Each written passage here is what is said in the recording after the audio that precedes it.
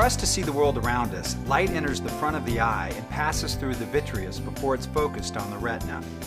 The vitreous is the clear, gel-like fluid inside of the eye. The retina is the light-sensitive tissue lining the back of the eye. Frequently, tiny clumps of cells form inside the gel-like vitreous.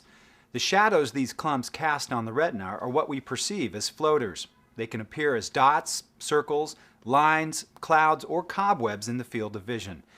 Floaters are more common as we reach middle age, a time in our life when the vitreous gel can start to thicken and shrink, forming clumps or strands. Sometimes the shrinking of the vitreous can create tiny tears in the retina as it pulls away from the wall of the eye. If these tears bleed, new floaters may appear. With flashes, the vitreous gel is rubbing or pulling at the retina, moving it slightly from its normal position lining the back of the eye. Flashes are flashes of light that appear in your vision intermittently and may be noticeable off and on for several weeks to months. Trauma to the eye can often cause floaters and flashes. Also, migraine headaches can cause flashes. Floaters and flashes can also be caused by retinal detachment, a serious condition requiring immediate attention. Warning signs of a retinal detachment are flashing lights, a sudden appearance of new floaters, shadows in the side or periphery of your vision, or a gray curtain moving across your field of vision. These symptoms don't always mean you're experiencing a retinal detachment, but you should see your ophthalmologist right away. Treatments for a detached retina vary, but in general the goal is to return the affected area of the retina to its correct position at the back of the eye. There are several techniques for doing this. For example, a flexible band called the scleral buckle is placed around the eyeball to counteract the force pulling the retina out of place. Fluid may be drained from under the detached retina, allowing it to settle back into its normal position against the back of the eye. Or a gas bubble may be placed in the eye to push the retina back in place.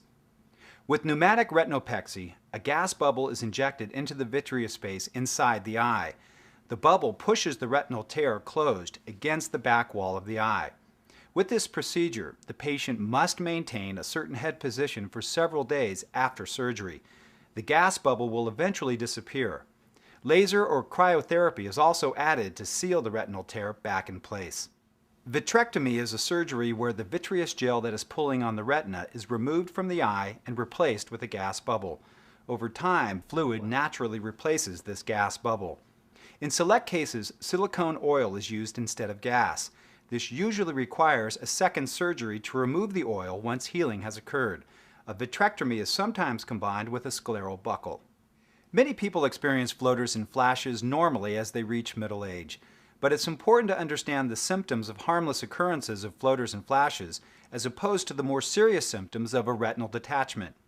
If you suddenly see new floaters, you should see your ophthalmologist immediately. If you have any questions about abnormalities in your vision, talk with your ophthalmologist.